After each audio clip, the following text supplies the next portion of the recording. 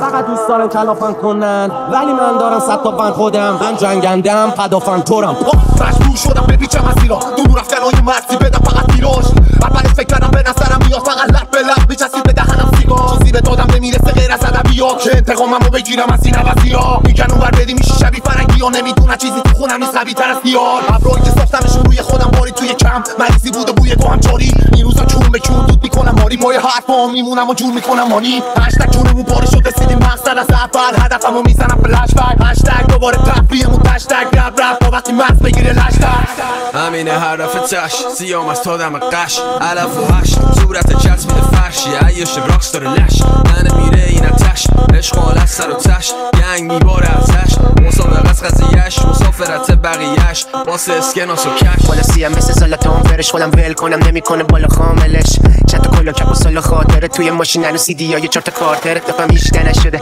آمارش وگاس منم ددیشم شوگرن بابا لنگ راست بک میزنه که باز بده گوشو منم میکن میدم خیلی ملو پاس سروشو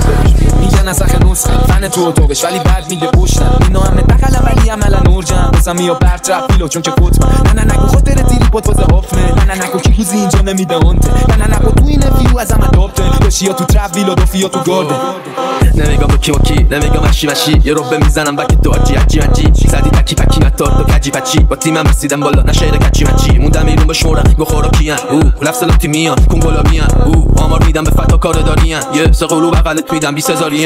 تیم سوپر ایولاس اوناس میریزن چپ و راست برامون خم و راست نمیذارن کم و کاس میندازن لب و گاز نوکرم نمیخوام رولی رو دست یا تونی رو لست دوخی خونه است چی میگی حاجی با 2 کیلو وست برنامهشون فقط کپی رو اصل من نمیام تو بیا بدجوری توهم شدی یا معلم شاگردیم قولیا زر بزنی زنگ میزنم اولیا شانسی هم علمی گلم نمه کسخولم ولی تکنیکی پرم